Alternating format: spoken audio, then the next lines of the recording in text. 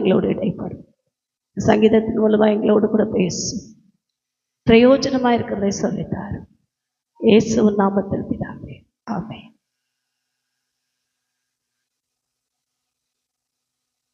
கர்த்தருடைய பரிசுத்த நாமத்துக்கு ஸ்தோத்திரம். இந்த 125ஆம் சங்கீதத்தை நாம் பார்க்கும்போது இது ஒரு ஆரோக்கிய சங்கீதம் என்று வாசிக்கிறோம். அது மாத்திரமல்ல, இதில் கர்த்தரை நம்புகிறவர்கள் எப்படி இருப்பார்கள், என்ன வந்தாலும் அசைய மாட்டாங்க. எல்லாம் வரும். ஒரு மலை மேலே காற்றடித்தாலும், மழை பெஞ்சாலும், புயல் அடித்தாலும், வெள்ளம் வந்தாலும், மின்னல் அடித்தாலும், இடி விழுந்தாலும் ஒன்றும் பண்ணாது. என்ன பண்ணும்? அது பாட்டுக்கு அப்படியே இருக்கும். கர்த்தருடைய பிள்ளைகள் எப்படி இருப்பார்கள்? அவர் மேல் நம்பிக்கையாக இருக்கிறவர்கள் எல்லாம் வரும், ஒன்றும் வராமல் இருக்கும்னு ஆண்டவர் சொல்லலை.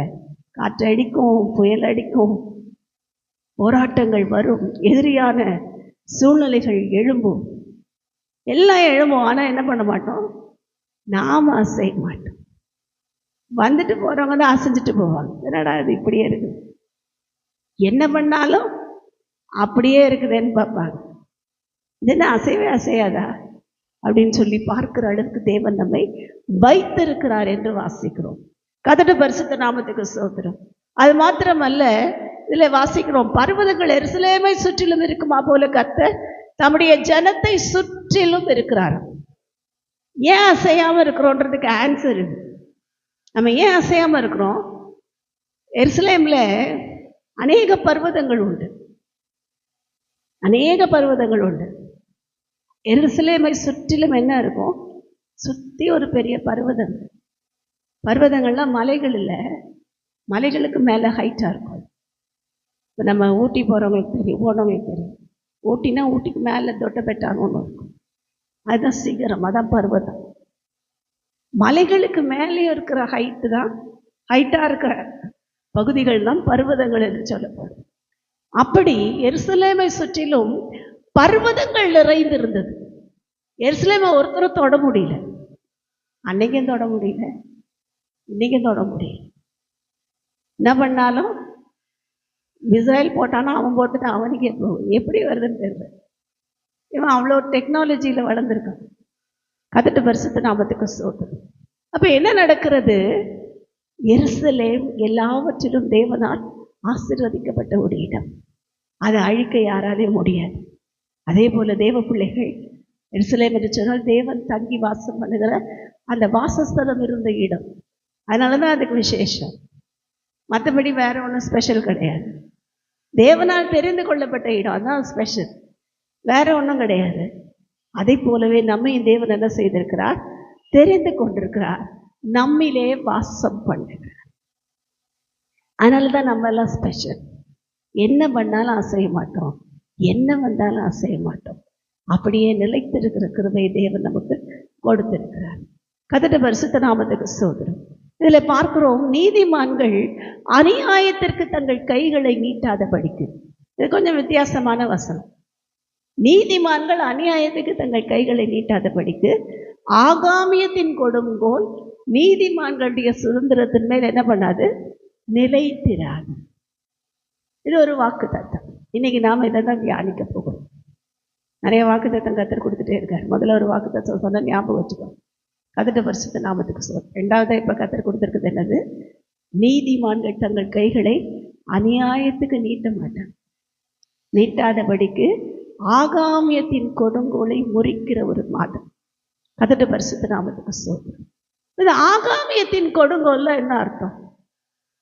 ஆகாமியம் என்றால் கேலி செய்கிறது, கேவலப்படுத்துறது, கிண்டல் பண்ணுறது, அசிங்கப்படுத்துறது, அவமானப்படுத்து, இதெல்லாம் ஆகாமியத்துடைய தொகுப்புகள்.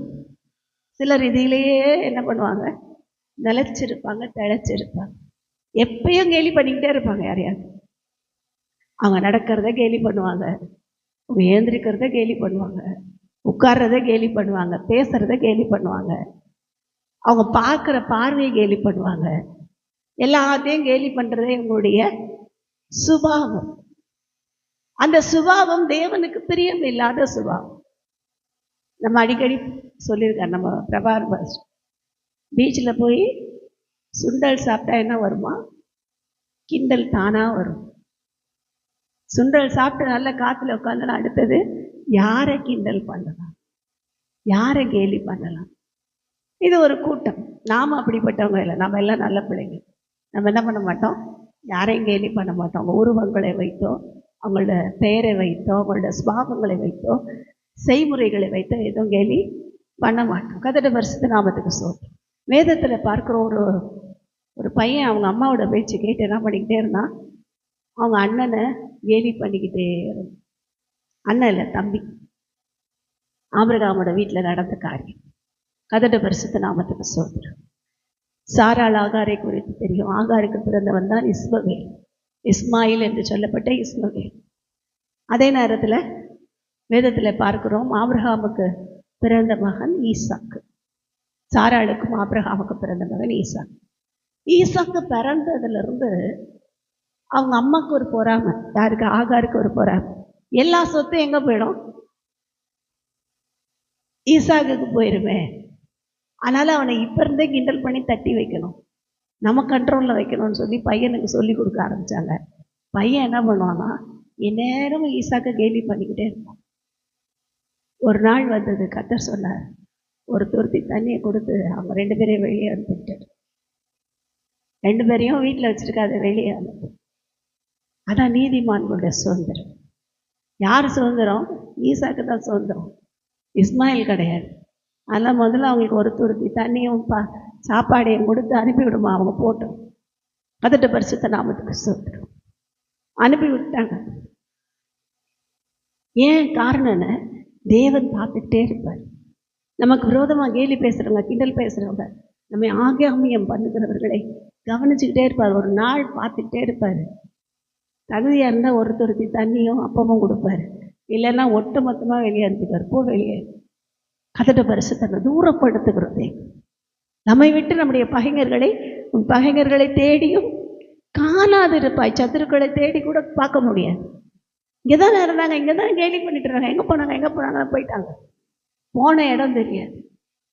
கர்த்தருடைய பரிசுத்த நாமத்துக்கு ஸ்தோத்திரம். அப்படிதான் ஈசாக்குடைய வாழ்க்கையில் கர்த்தர் அற்புதத்தை செய்தார்.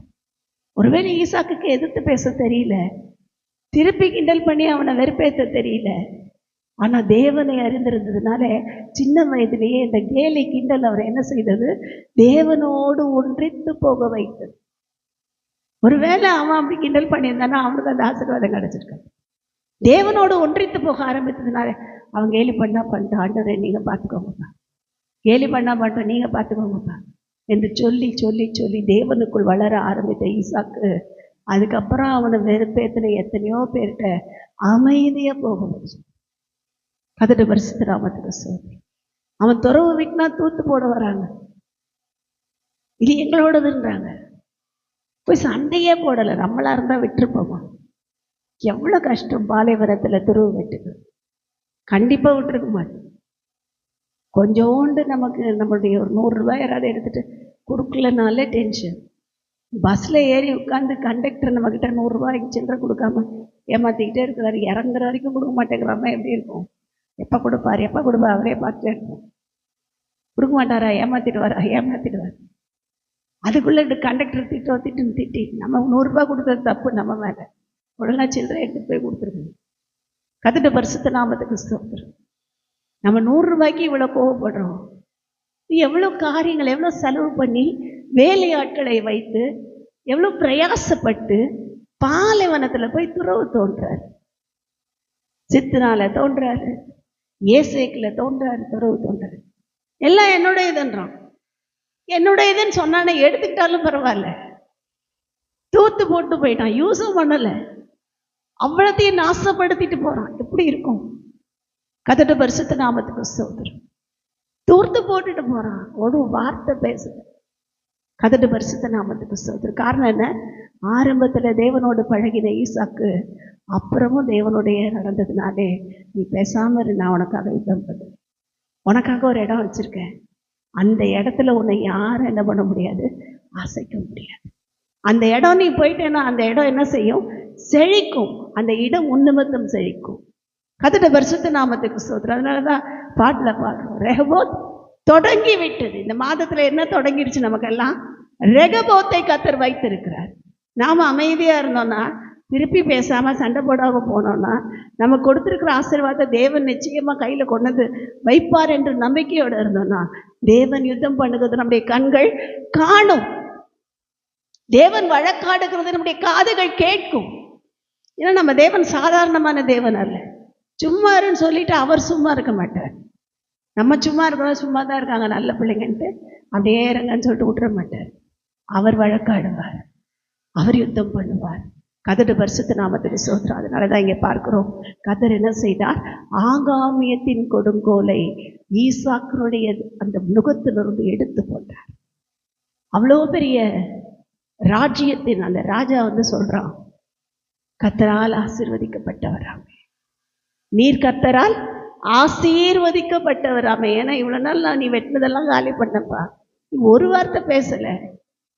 உண்மையாகவே உன் கூட தேவன் இருக்கிறாரு, தெரியாமல் இவ்வளோ நாள் தப்பு பண்ணிட்டோம், எங்களை மன்னிச்சிருங்க. ஒப்புரவாக வைத்தார். ஒன்று சத்துருவை தேடி பார்க்க மாட்டோம், இல்லைன்னா சத்துரு நம்மோடு ஒப்புரவாகும்படி செய்வார். 2 காரியம் நடக்கும்.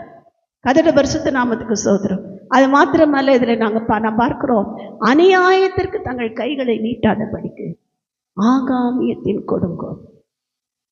கொடுங்கோல்னாலே என்ன அர்த்தம்? கொடுமையான கோல்னு அர்த்தம். அப்படின்னா என்ன அர்த்தம்? சில நேரம் பார்த்தீங்கன்னா, சில இடத்துல இப்போ நம்ம எந்த ஆட்சியில் போய்கிட்டு இருக்கோம்? இந்திய தேசம் முழுசும் கொடுங்கோல் ஆட்சி. எவ்வளோ டேக்ஸு, தண்ணியிலே எவ்வளோ டேக்ஸு, கரண்ட்டு பில்லு ஏறி போச்சு. இந்த மாதத்துலேருந்து கரண்ட்டு பில்லு டபுள் ஆகிடுச்சு. எத்தனை பேருக்கு தெரியும் தெரியல. டாரிஃப் ஏற்றிட்டாங்க.